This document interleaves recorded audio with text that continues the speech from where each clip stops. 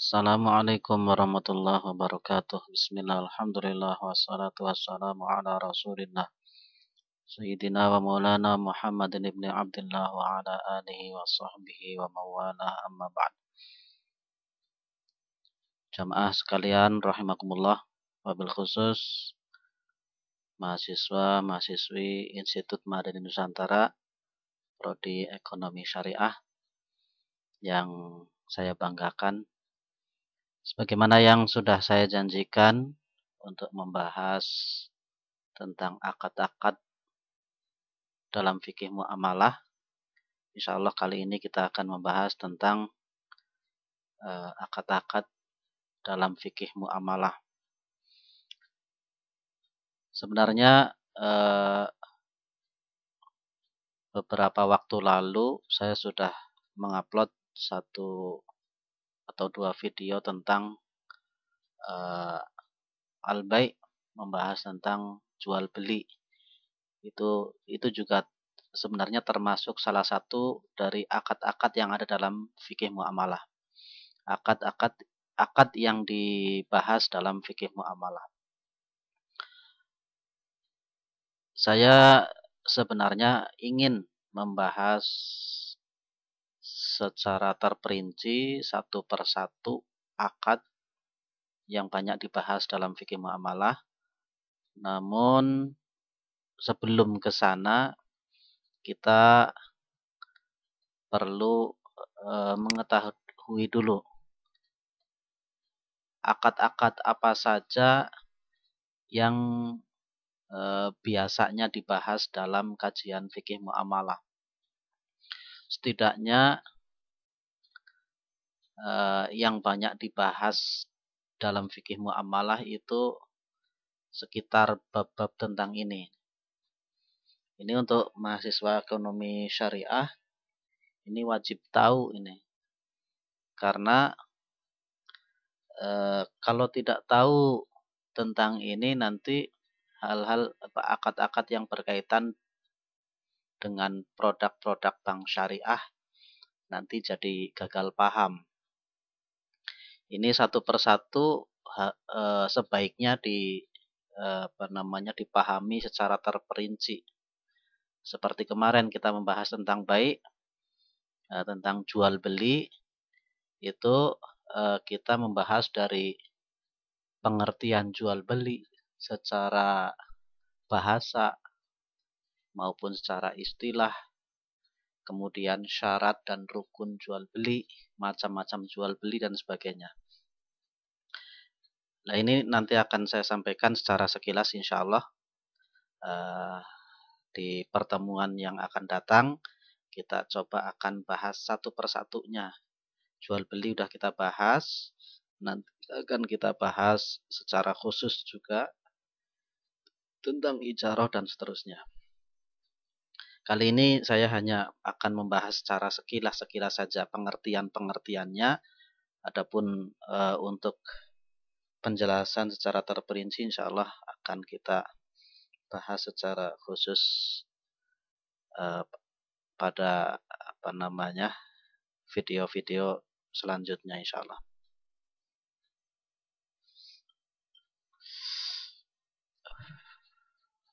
Mahasiswa sekalian rahimakumullah, kita sudah membahas al-bai', kemudian selanjutnya ada akad ijarah. Al-ijarah itu sewa menyewa. Sudah mafhum ya. Ada yang menyewakan, ada yang menyewa, ada yang ada barang yang disewakan. Ijarah itu bedanya dengan bai'. Kalau bai' itu jual beli barang, tukar menukar barang. Kalau al-ijarah itu pengertiannya bai'ul manfaah, yang dijual itu bukan barangnya tapi manfaatnya.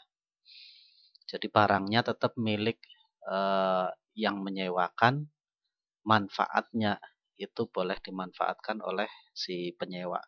Kemudian ada as-salam. As-salamu. Nah, as-salam ini bukan salam ya, tapi ini dalam pengertian fikih muamalah salam adalah jual beli inden, pesan barang. Ya seperti di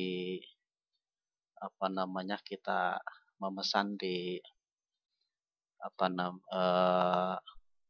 online shop, atau kita memesan via SMS, via WA untuk barang tertentu, itu masuk kategori bai'us salam, jual beli inden. Kemudian al-istisna. Al-istisna itu sama, jual beli inden, tapi pengertiannya kalau as-salam itu barangnya sudah ada, sudah jadi.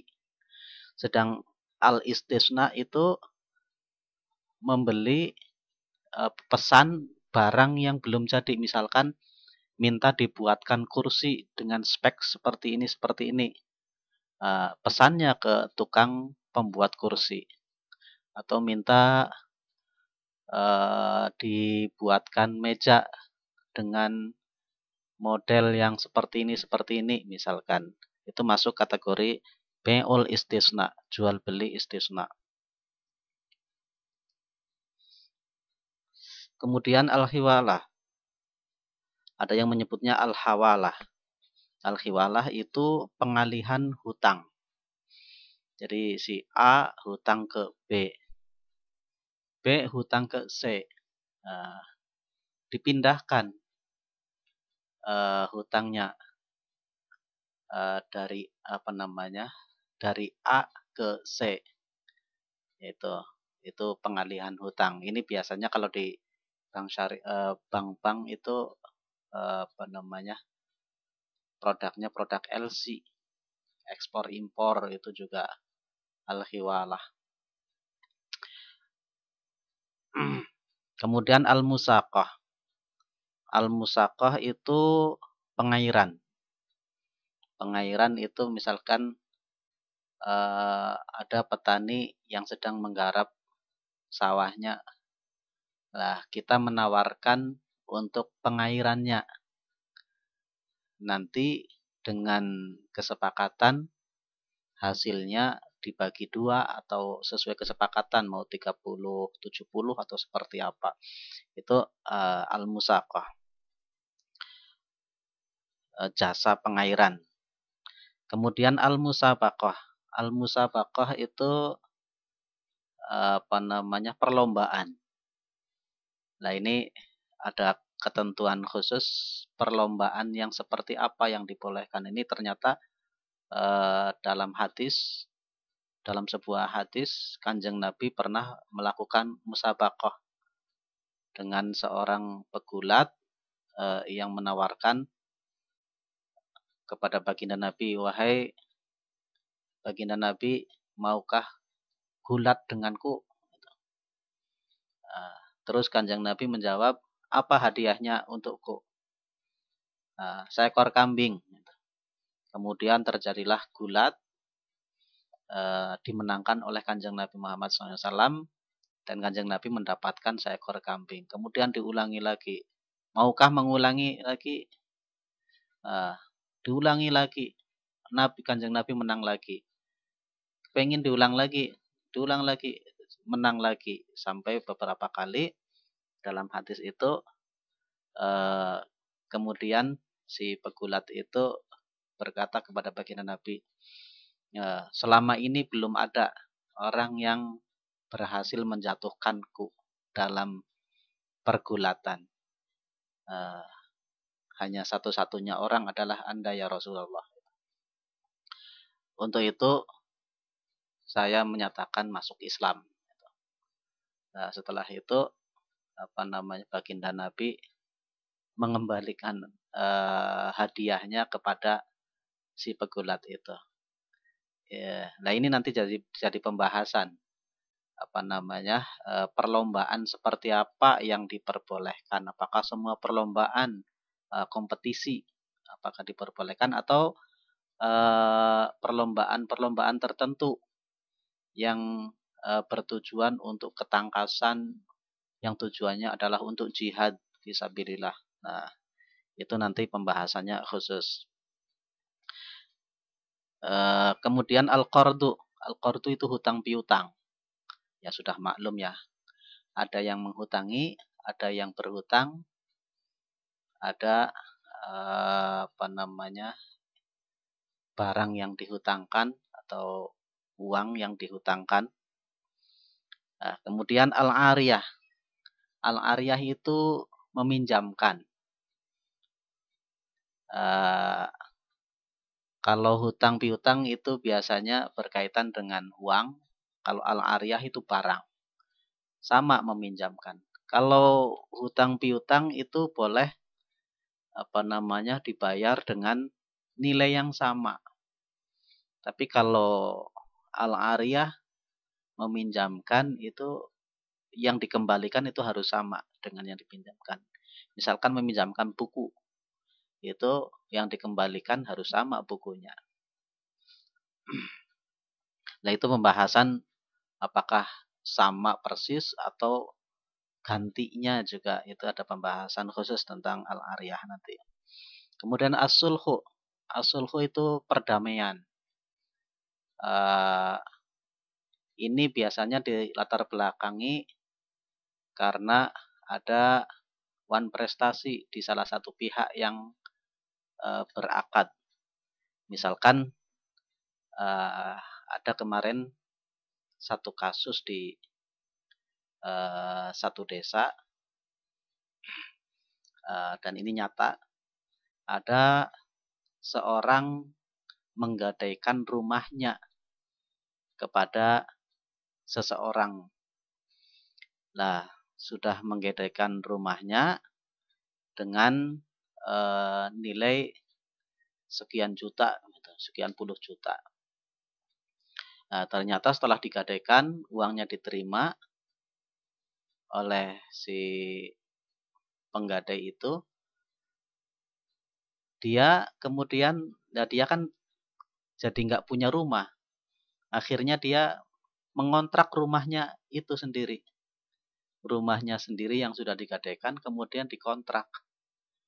Nah, setelah dikontrak, beberapa bulan kemudian, dia akadnya itu gadai kemudian mengontrak, tapi nggak pernah membayar kontrakannya. Sudah akadnya, kalau kontrak itu kan sewa gitu, menyewa. Dia menggadaikan rumahnya, kemudian dia menyewa kembali rumahnya sendiri. Nah, tapi si pemilik rumah itu tidak membayar uang sewa kepada si penggadai. Nah, kemudian ini kan jadi wan prestasi. Ada istilahnya harus ada penyelesaian hukum. Bagaimana penyelesaiannya? Itu kemudian harus ada mediasi atau arbitrase. Atau kalau memang mediasi secara kekeluargaan, diselesaikan secara kekeluargaan. Kemudian kalau tidak selesai secara hukum di kepolisian, diadukan ke polisi.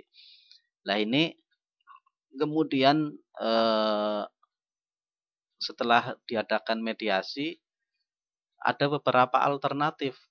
Akhirnya kemudian menjadi akad jual beli atau seperti apa, win-win solutionnya, solusi antara kedua belah pihak itu biar sama-sama adil. Nah, itu namanya as-sulhu.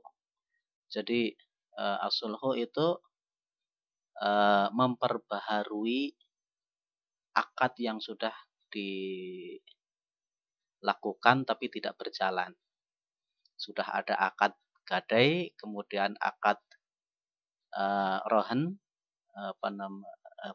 akad gadai, kemudian akad ijarah, sewa menyewa, tapi tidak berjalan sebagaimana mestinya, maka harus ada as-sulhu, perdamaian. Harus ada titik temu gimana cara menyelesaikannya. Kemudian ada fakku raqabah. Ini di dalam Al-Qur'an itu pembebasan atau memerdekakan budak.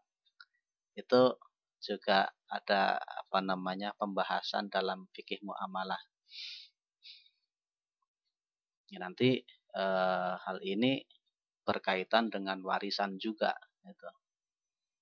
Sebagai wali.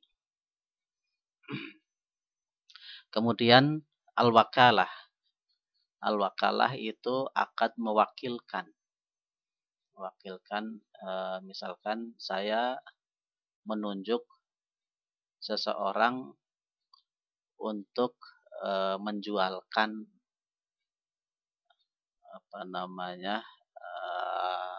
motor saya misalkan, itu mewakilkan. Itu nanti juga ada konsep wakalah di dalam beberapa produk perbankan syariah. Kemudian al-kafalah. Al-kafalah itu menanggung. Menanggung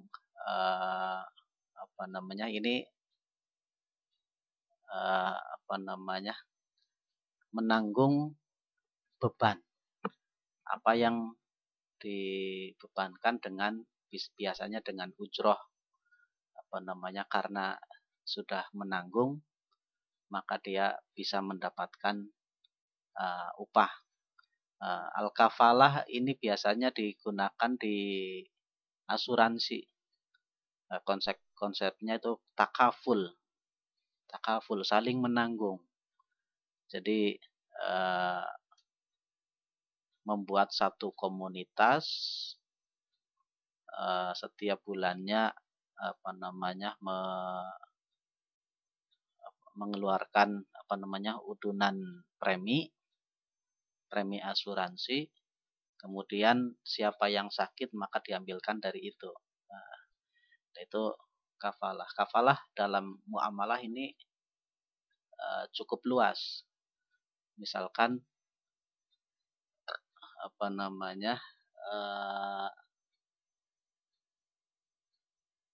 diberi kepercayaan, rumah kosong ditinggal oleh pemiliknya kerja ke luar negeri. Dia mencari orang yang bisa merawatnya. Nah, dia menanggung beban untuk operasionalnya, menanggung beban untuk pembersihannya. Itu nanti juga masuk kategori kafalah, menanggung. Kemudian asyirkah. Asyirkah itu kemitraan, kerjasama. Kerjasama antara dua pihak. Asyirkah nanti ada macam-macam. Salah satunya misalkan dua orang bekerja sama. Satu orang itu dia seorang dokter tapi nggak punya uang. Ada orang lain punya uang tapi nggak punya keahlian. Nah, akhirnya si yang punya uang itu membuatkan gedung untuk praktek dokter, dan dokternya itu yang berpraktek di gedung itu. Hasilnya nanti dibagi dua. Di antaranya itu syirkah, itu seperti itu. Dan banyak sekali kerjasama atau kerjasama permodalan, dua orang atau tiga atau lebih membuat satu usaha udunan sama-sama, misalkan modal yang harus disiapkan itu 10 juta ya dibagi 3 misalkan, atau beda jumlahnya dengan ketentuan nanti saham bagi hasilnya berdasarkan saham. Kemudian al-wadi'ah. Al-wadi'ah itu titipan, menitipkan. Misalkan kalau di perbankan syariah itu ada menitipkan uang. Menitipkan uang itu nabung. Nabung itu menitipkan. Wadi'ah itu nanti macam-macam. Namanya menitipkan itu nanti nasabah kalau sewaktu-waktu mau ngambil ya boleh saja itu, karena dia hanya nitip. Atau wadi'ah ada macam yang lain, boleh diambil dengan perjanjian setelah 3 bulan atau dan seterusnya. Intinya wadi'ah itu menitipkan. Wadi'ah itu tidak hanya menitipkan uang, menitipkan barang. Kalau kita menitipkan motor misalkan, itu masuknya kategori wadi'ah juga. Nanti yang dititipi boleh meminta ujroh atau meminta upah, karena dia menanggung penjagaan. Kemudian al-qirad. Al-qirad itu bahasa yang lebih familiar itu mudorobah. Nanti ada pemilik dana, ada yang mengerjakan proyek usaha. Nah itu mudorobah, ada sahibul mal, ada muqtarid, ada yang pemilik dana dan ada pengusaha. Kerjasama itu kemudian membuat satu usaha, hasilnya nanti dibagi dua dengan sesuai kesepakatan, mau 30-70 atau 50-50 juga sesuai dengan kesepakatan antara kedua belah pihak. Kemudian ar-rahnu. Ar-rahnu itu gadai. Gadai ya seperti maklum biasa, itu seorang menggadaikan yang dia miliki dengan sejumlah uang. Nah nanti jika sudah punya uang maka akan dikembalikan. Nah gadai itu seperti hutang tapi dengan jaminan. Jaminannya uang, itu gadai. Jika sudah punya uang maka akan dibayar hutangnya dan diambil lagi barangnya, barang jaminannya. Kemudian ad-dhaman. Ad-dhaman itu penjaminan. Penjaminan seperti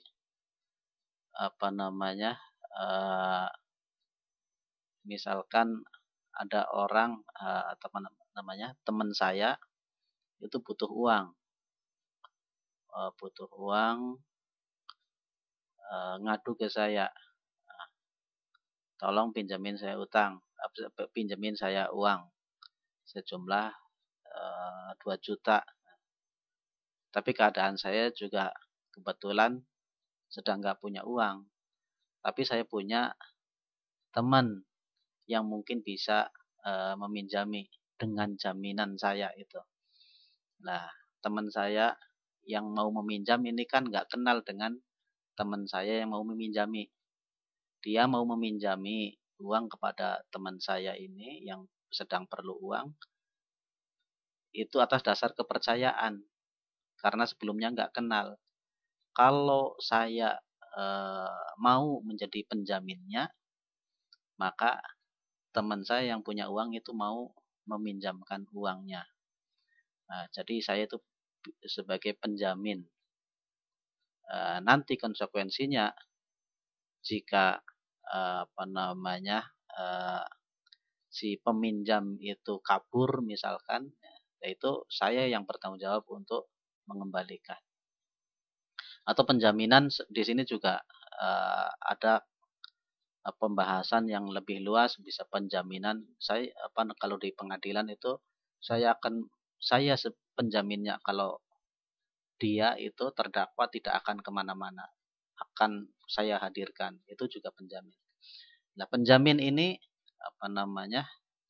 dalam pembahasan nanti ada pendapat-pendapat yang membolehkan untuk meminta upah, tapi ada yang tidak membolehkan. Nah, secara terperincinya insya Allah mudah-mudahan suatu saat nanti akan kita bahas. Kemudian al-hajru, pembekuan harta. Jadi al-hajru ini harta seseorang itu dibekukan. Artinya tidak boleh untuk ditransaksikan. Agar apa? Agar tidak ada pihak-pihak yang dirugikan. Misalkan ada orang meninggal, anaknya masih kecil.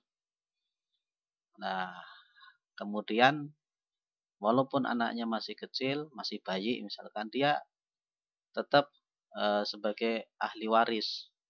Dia berhak mendapatkan warisan. Setelah dibagi, maka hartanya itu dibekukan, boleh dibekukan. Agar apa? Agar tidak hilang.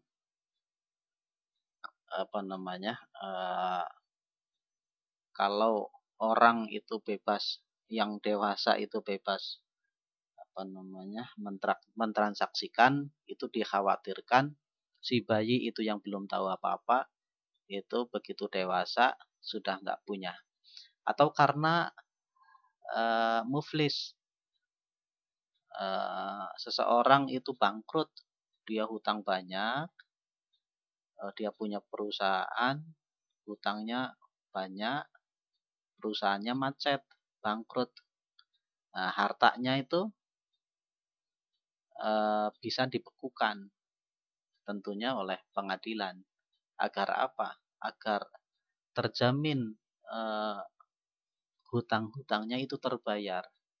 Karena kalau tidak dibekukan, nanti orang yang bangkrut itu seandainya dibebaskan untuk mentasarufkan, untuk menjual aset-asetnya, dikhawatirkan hutang-hutangnya itu tidak terbayar. Makanya ada al-hajru atau al-hujru, ada yang menyebutnya al-hujru, ada yang menyebutnya al-hijru. Berasal dari kata hajar, batu, dikeraskan atau dibekukan. Seperti air dibekukan menjadi es batu. Kemudian al-ju'alah. Al-ju'alah itu ini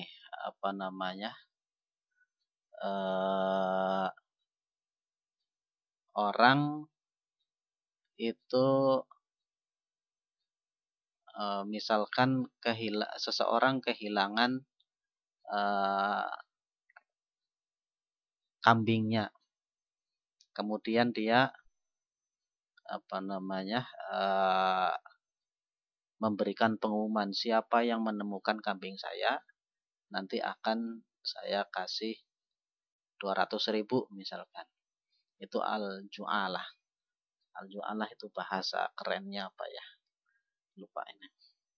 Pokoknya seperti itulah. Nah, ini konsep ini juga banyak diadopsi di perbankan syariah. Misalkan siapa yang menyimpan uangnya dengan jumlah sekian, maka akan mendapatkan reward. Nah, reward itu konsepnya juga ju'alah. Kemudian al-iqrar. Al-iqrar itu pengakuan. Pengakuan misalkan saya ini sakit gitu. Sakit parah yang pikirannya sudah mau mati aja itu, misalkan gitu. Kemudian saya tiba-tiba datang orang ke kerabat saya itu bahwa saya itu punya hutang misalkan 5 juta, tapi tidak ada bukti-buktinya, kwitansinya nggak ada, perjanjian hutang piutangnya nggak ada. Kemudian saya mengikrarkan, ya saya punya hutang sebesar 5 juta kepada dia. Ikrar itu masuk kategori nanti dalam pembahasan fikih muamalah juga. Nanti konsekuensi dari ikrar itu apa? Ikrar yang bisa diakui itu ikrar yang seperti apa, dan seterusnya. Kemudian al-ghosbu, ghosob. Ghosob itu istilah yang maklum, yaitu pinjam tanpa izin. Ya, misalkan turun dari masjid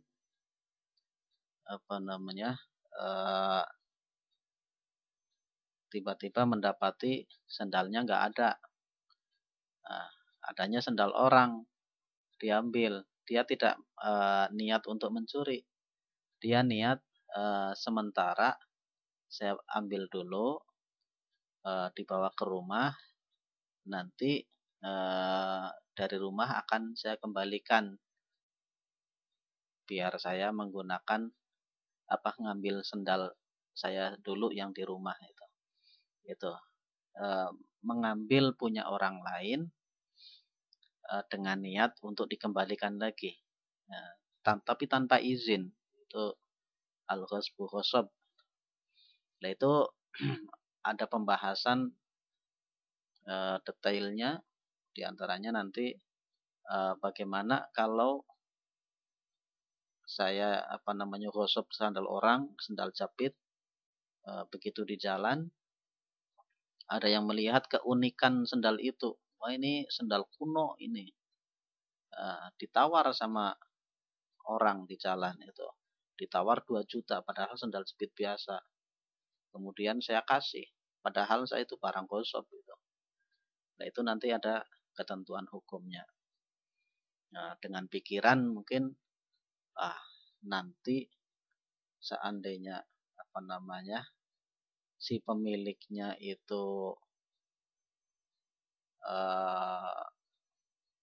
ketemu dengan saya, akan saya ceritakan bahwa sendalnya sudah saya jual 2 juta, pasti dia mau gitu. Sendal jepit masa dibeli 2 juta itu. Dan mungkin saya dapat komisi juga.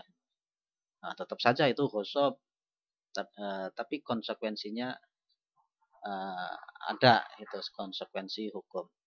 Kemudian asyuf'ah.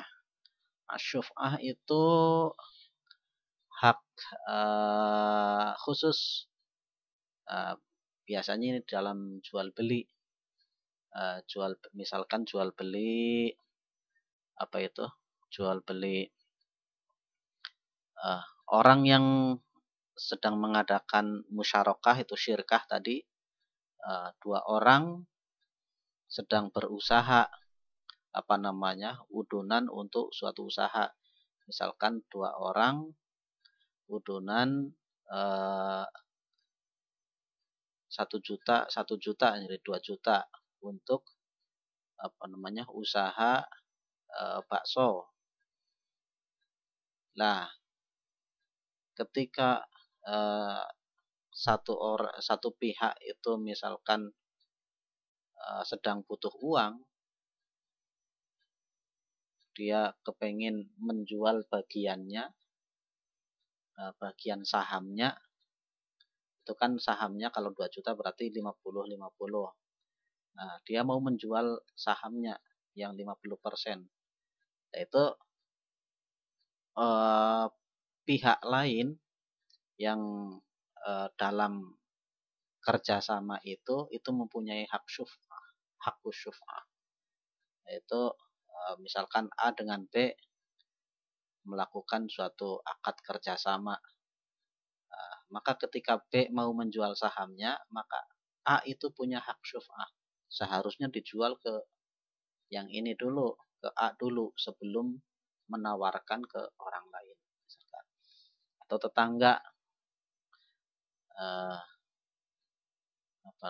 dia berhak mempunyai hak syuf'ah jika rumahnya itu mau dijual.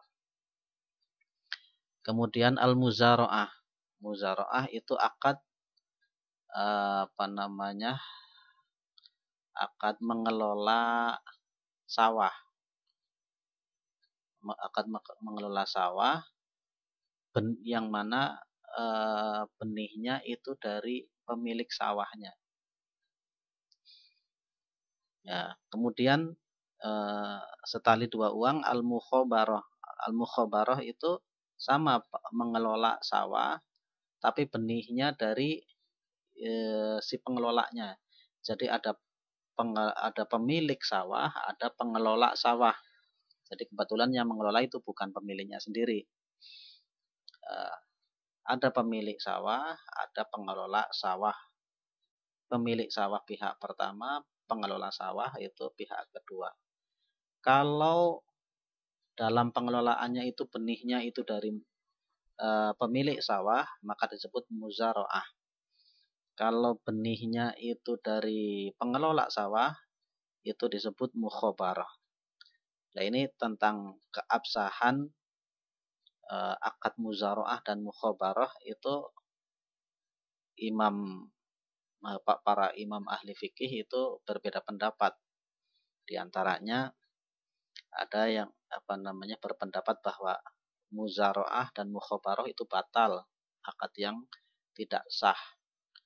Ya, di antara yang berpendapat ini adalah Sayyidina Abdullah bin Umar. Kemudian dari para imam mujtahid itu Imam Syafi'i, Imam Malik dan Imam Abu Hanifah itu menganggap akad muzara'ah dan mukhabarah itu batal. Ada yang menganggapnya sah. Ya, di antaranya adalah yang berpendapat akad muzara'ah dan mukhabarah itu sah itu Sayyidina Ali. Kemudian ada yang menganggapnya kalau muzara'ah sah tapi mukhabarah tidak sah. Nah, itu nanti pembahasan secara khusus ada di pembahasan tentang muzara'ah dan mukhabarah. Kemudian Ihya'ul Mawad. Ihya'ul Mawad itu membuka lahan tak bertuan. Misalkan kita ke tengah hutan Kalimantan yang tidak ada yang mengakuinya, kita buka lahan seluas 1 hektar yang belum ada pemiliknya, kemudian kita kelola. Nah, nanti kita bisa mengklaim bahwa itu adalah milik kita, karena pada dasarnya bumi ini semuanya adalah milik Allah yang diperuntukkan untuk manusia. Siapa yang mendapatkan pertama itu sebagai pemiliknya. Yang membuka lahan pertama itulah pemiliknya. Itu konsep Ihya'ul Mawad. Tapi ketentuannya nanti secara terperinci harus dibaca di bab secara khusus tentang Ihya'ul Mawad. Kemudian al-waqfu, wakaf, akad wakaf, mewakafkan itu sudah maklum lah. Akad hibah, menghibahkan, memberikan harta kepada orang lain secara cuma-cuma. Kemudian as-shadaqah, ya sedekah itu juga memberikan harta kepada orang lain dengan niat untuk mendapatkan pahala. Kemudian al-wasiyah, wasiat. Wasiat ini biasanya untuk orang yang mau meninggal. Itu wasiat.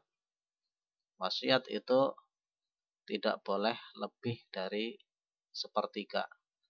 Misalkan ada orang mau meninggal, sebelum meninggal dia boleh mewasiatkan sepertiga dari hartanya untuk diwakafkan ke masjid misalkan. Itu boleh. Sepertiganya untuk si A, untuk anak pertama misalkan, dan seterusnya, itu wasiat. Kemudian ada bab lagi tentang al-isha. Isha itu juga tentang ada kaitannya dengan wasiat. Kata dasarnya itu sama, wasiat. Hanya perbedaannya kalau wasiat itu secara langsung pemilik harta mewasiatkan hartanya untuk orang lain, misalkan itu baik keluarganya atau siapapun. Nah, kalau al-isha itu penerima wasiat. Ya, ini biasanya seperti notaris.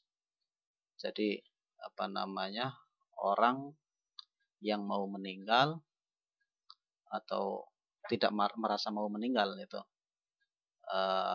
dia memanggil notaris bahwa nanti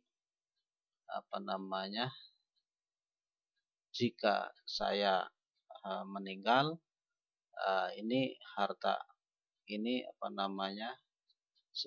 sepertiganya itu untuk itu. Jadi kalau wasiat itu secara langsung kepada orangnya,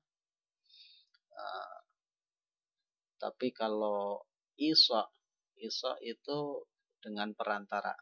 Kalau al-isa itu seperti yang disebutkan dalam Al-Quran yang masyhur itu, a'udzubillahi minasyaitonirrajim, wal yakhshal ladzina law taraku min khalfihim dzurriyyatan dhi'afan khafu 'alaihim falyattaqullaha wal yaqulu qawlan sadida. Yaitu ayat itu berkaitan dengan orang yang berada di samping orang yang mau meninggal.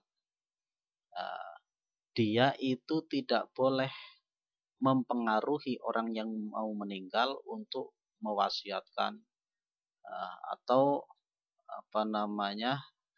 mentasarufkan hartanya yang dikhawatirkan akan merugikan ahli warisnya itu. Falyattaqullah, dia seharusnya itu bertakwa. Dia harusnya juga khawatir sebagaimana seandainya dia dalam posisi sebagai orang yang mau meninggal itu. Nah, ini al-isa. Jadi orang yang berada di dekat orang yang mau meninggal. Atau dalam contoh tadi itu seperti notaris juga itu. Nah, itu kewajiban dan ketentuan tentang al-isa itu nanti ada pembahasan secara khusus pada bab khususnya. Kemudian al-luqatah. Al-luqatah itu menemukan barang berharga di jalan atau di mana, itu konsepnya luqatah. Bagaimana ketentuan tentang barang temuan, dia harus mewartakan selama berapa masa, yaitu ada pembahasan secara khusus. Kadangkala an-nikah juga masuk dalam sering dikait-kaitan dalam muamalah, padahal an-nikah itu harusnya masuk munakahat. Tapi dalam al-bai' kita waktu kita membahas tentang al-bai' kemarin, jual beli, nikah juga disinggung. Hanya sedikit beda. Kalau al-bai' itu tukar menukar barang dengan pengganti. Nah, kalau an-nikah itu bukan tukar menukar barang dengan pengganti. Akad hampir mirip dengan akad jual beli. Tapi kalau yang diperjualbelikan dalam bai' itu barang dengan barang atau barang dengan uang. Ya, kalau di nikah itu hampir mirip ya. Si pengantin pria itu memberikan mahar,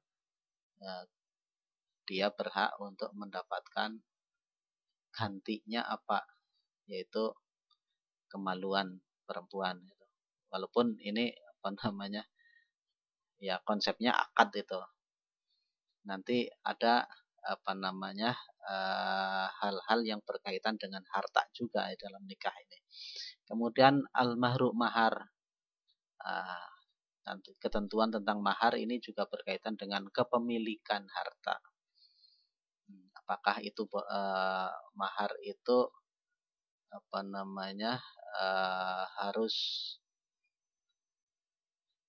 diminta oleh calon pengantin perempuan atau seperti apa ketentuannya, apakah boleh dimanfaatkan berdua nanti setelah menikah atau seperti apa, itu ketentuannya secara khusus.